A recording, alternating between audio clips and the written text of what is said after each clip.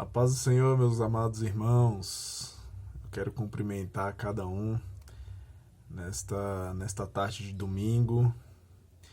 E sei que todos estão em casa, estão aí resguardados debaixo do seu teto, né? E muitos aqui têm dúvida de como vai ser a volta de Cristo, muitos aqui têm dúvida de como é o arrebatamento. E eu não pude deixar de ler a palavra de Deus, de estudar sobre o arrebatamento. Eu queria trazer uma palavra de Deus para a tua vida, para a igreja, para a família, né? E falar em qual parte do tempo nós estamos vivendo hoje. Qual é o período que o planeta está passando hoje, que nós, o povo de Deus, estamos passando hoje. E algo que exemplifica muito bem o período que nós estamos passando hoje fala sobre as festas, ou seja, as 7 festas de Israel.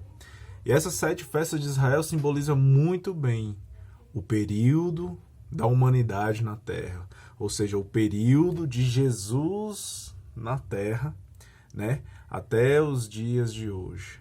Aleluias. E aqui fala sobre as 7 festas de Israel. Em que parte da história nós, o povo de Deus, estamos passando. E a primeira festa de Israel fala sobre a festa da Páscoa. Ou seja, a festa da Páscoa é a morte do Cordeiro. É este período que o povo judeu ele comemora. A Páscoa é referência sobre a morte de Jesus na cruz. Amém, irmãos? A segunda festa é a festa dos pães asmos, ou seja, o pão sem fermento. Isso simboliza a morte de Jesus, o sepultamento de Jesus. O povo judeu naquela época, na festa de pães asmos, pegava o pão, colocava debaixo da mesa, tirava debaixo da mesa, levantava o pão e falava assim: este é o pão de Deus que veio da terra. Quem é o pão vivo da terra? É Jesus. A terceira festa é a festa das primícias. A festa da primícia significa a ressurreição de Cristo. Cristo, ele morreu por nós na cruz, a Páscoa. Segundo, festa de pães asmos. Houve o sepultamento de Jesus. Terceiro, é a festa das primícias. No terceiro dia, Jesus ele ressuscitou. E ele ficou cerca de 40 dias aqui na terra, levando a palavra, instruindo os seus discípulos a como deveriam agir, como levar a palavra, como orar, né? Foi uma instrução. E isso foi, né, a festa das primícias que é comemorada. E a quarta festa é a festa de Pentecostes, ou seja, a festa de Pentecostes é quando Jesus fala: ao meu Pai eu tornarei, mas eu deixarei com vocês o Espírito Santo. Esta é a festa de Pentecostes, em que todos os discípulos estavam ali reunidos e eles foram batizados na hora com o Espírito Santo de Deus. Ou seja, o Espírito Santo de Deus ele desceu sobre a terra. E a quinta festa é a festa das trombetas. Esta festa das trombetas significa o arrebatamento da igreja. Ou seja, ao som da última trombeta, nós, os crentes, né, ouviremos a voz, né, do Todo-Poderoso chamando: venham até a mim, nos ares, que estarei esperando por vocês. Esta é a quinta festa, a festa das trombetas. A sexta festa é a Yom Kippur, ou seja, é a festa dos judeus comemorado, é o dia do perdão. Como é esse dia do perdão? A festa de Yom Kippur é como se fosse a grande tribulação, em que o povo judeu, o povo de Deus, vai ser perseguido sobre a face da terra. E ali sim eles reconhecerão que Jesus ele veio para o povo judeu já. Entendeu? E que eles estão na grande tribulação, ou seja, Yom Kippur é a festa do perdão. Ela é comemorada aqui hoje, no nosso mundo. Os judeus, eles entram em jejum, eles ficam, né, ali intercedendo, entendeu? Pedindo perdão pelos seus pecados. Isto significa a grande tribulação. E por último, a 7ª festa é a festa dos tabernáculos. O que é a festa dos tabernáculos? É a festa do milênio. É a habitação de Jesus aqui na terra. Ou seja, o tabernáculo ele foi construído para a presença do Senhor estar com o povo de Israel. Jesus está no meio do povo, ou seja, é um milênio. É o milênio que a terra vai passar. Esta é a 7ª festa. Em qual período nós estamos? A primeira, Páscoa, morte de Cristo. A segunda, a festa dos pães asmos, que é o sepultamento de Cristo, que é o pão sem fermento, ou seja, o corpo de Cristo sem pecado. A terceira é a festa das primícias, é a festa da ressurreição de Cristo, que ele ressuscitou. A quarta é a festa de Pentecostes, ou seja, que o Espírito Santo de Deus está sobre a terra.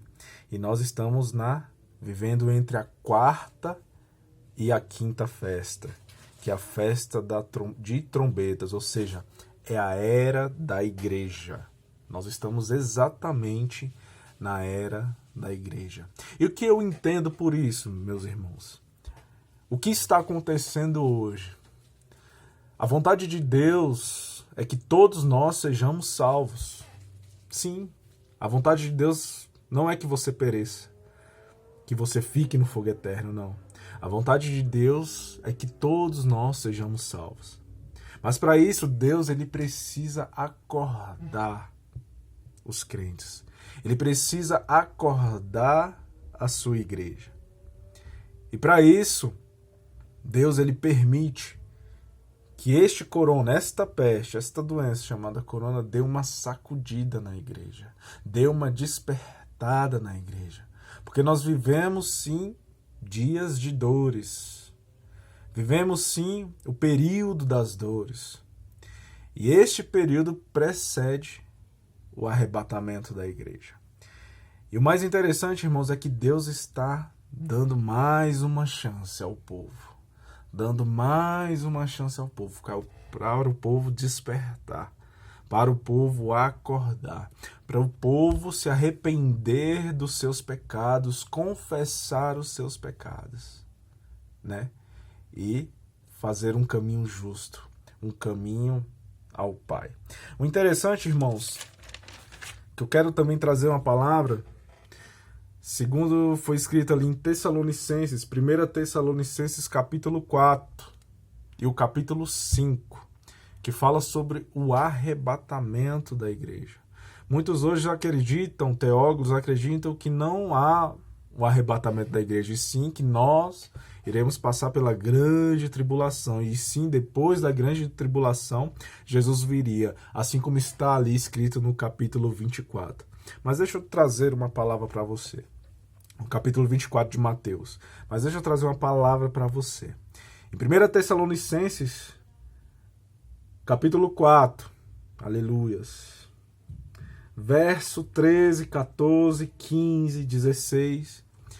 Os tessalonicenses, eles tiveram dúvida da volta de Jesus. Ou seja, Paulo ele disse que Jesus, sim, ele voltaria. E os tessalonicenses ali estavam assim achando demorado a volta de Jesus. Muitos entes queridos estavam morrendo e eles tinham aquela dúvida, né? Aqueles que morreram em Cristo, como eles passarão pelo arrebatamento se eles estão mortos? Então Paulo ele veio trazer essa explicação, graças a Deus, né, irmãos? Para tirar também as nossas dúvidas nos dias de hoje. Veio tirar essas dúvidas dos tessalonicenses, né? Falando assim, como será o arrebatamento em Cristo. Eu quero que os irmãos meditem profundamente em 1 Tessalonicenses capítulo 4 e 5. Eu vou ler aqui. 1 Tessalonicenses 4, verso 13 diz assim: Não quero, porém, irmãos, que sejais ignorantes acerca dos que já dormem, para que não vos entristeçais, como os demais que não têm esperança. Porque se crermos que Jesus morreu e ressuscitou, assim também aos que em Jesus dormem, Deus os tornará a trazer com ele. Paulo ele se refere aos que dormem, aqueles que morreram em Cristo, né? Que Deus os tornará a trazer com ele. Dizemos-vos, pois, isto pela palavra do Senhor, que nós, povo de Deus, que ficamos vivos para a vinda do Senhor, não precederemos os que dormem. Ou seja, primeiro, aqueles que morreram em Cristo ressuscitarão. Aleluias. Porque o mesmo Senhor descerá do céu com alarido e com voz de arcanjo e com a trombeta de Deus, e os que morreram em Cristo ressuscitarão primeiro. Ou seja, nós não precederemos, nós não subiremos primeiro que eles. Os que dormiram em Cristo, sim, subirão, ressuscitarão e subirão. Aleluias. Depois nós, os que ficamos vivos, juntamente com eles, seremos arrebatados nas nuvens, a encontrar o Senhor nos ares. A palavra grega de ar é aer, e se refere à atmosfera inferior da Terra, de aproximadamente 6.000 pés da Terra ao ar. Ou seja, portanto, o Senhor virá ao menos uns 6.000 pés da terra, possivelmente até mais abaixo, e todos os santos se encontrarão ali com ele. Mas ele, nesse momento, não virá totalmente à terra, meus irmãos. Aquela aguardada segunda vinda, a qual será depois de mais 7 anos, mais ou menos. E assim estaremos com o Senhor. Portanto, consolai-vos uns aos outros com estas palavras. Ou seja, a trombeta do Senhor irá tocar. Os escolhidos do Senhor, aqueles que persistiram no caminho do Senhor, estes ouvirão a trombeta, o toque da trombeta tocar. Os mortos, eles ressuscitarão, aqueles que morreram em Cristo, que dormem em Cristo. As nossas roupas, irmãos, serão deixadas aqui, nós seremos arrebatados. Arrebatado significa o quê? Pegar, levar com força. Ou seja, nós seremos arrancados desta terra. Aleluias. Em Atos 8:39 diz: E quando saíram da água, o Espírito do Senhor arrebatou a Filipe, e não viu mais o eunuco. Ou seja, esta palavra aqui fala um pouco como é o arrebatamento. Filipe, ele viu o eunuco lendo sobre o livro de Isaías, e ele teve dúvida, quem era, o eunuco queria saber quem foi Jesus, quem era Jesus, né? Quem é este Jesus, né, que veio ao povo de Israel. E aí Filipe começou a tirar as dúvidas no eunuco, e ali o eunuco pediu para ser batizado. Filipe então batizou o eunuco. Quando o eunuco subiu das águas, Filipe ele foi arrebatado. Deus o arrebatou e colocou em outro lugar. Ou seja, o eunuco, aqui fala, Senhor arrebatou a Filipe, e não viu mais o eunuco, e jubiloso continuou o seu caminho. Filipe continuou o seu caminho em outro lugar. Ou seja, o eunuco ele começou a procurar e não viu mais a Filipe. Assim será a volta de Jesus. Nossa aliança, ela vai ficar. Nossas roupas irão ficar. Nós seremos arrancados da terra. Milhões e milhões de pessoas serão arrancadas da terra. Se nós hoje estamos passando por essa situação de coronavírus, está atingindo mais de 150 países, e estamos assim, imagine quando as pessoas sumirem. Quando as pessoas sumirem. Aleluias. E eu vou estar lá. Você, meu irmão, vai estar lá nos céus com Jesus. Aleluias. Eu queria abrir aqui também em 2 Coríntios. Aleluias. 2 Coríntios capítulo 12. Eu quero deixar para os irmãos aqui, ó. 2 Coríntios capítulo 12. Também fala sobre o arrebatamento. Verso 2 diz assim: conheço um homem em Cristo que há 14 anos, se no corpo não sei, se fora do corpo não sei, Deus o sabe, foi arrebatado ao terceiro céu. E sei que o tal homem, se no corpo, se fora do corpo não sei, Deus o sabe, foi arrebatado ao paraíso e ouviu palavras inefáveis que ao homem não é lícito falar. Ou seja, Paulo ele fala de si mesmo. Paulo ele foi arrebatado em um corpo glorificado. Ou seja, Moisés pediu para ver Deus. Ele queria saber como era Deus. E Deus falou para ele: se você me ver, você morrerá.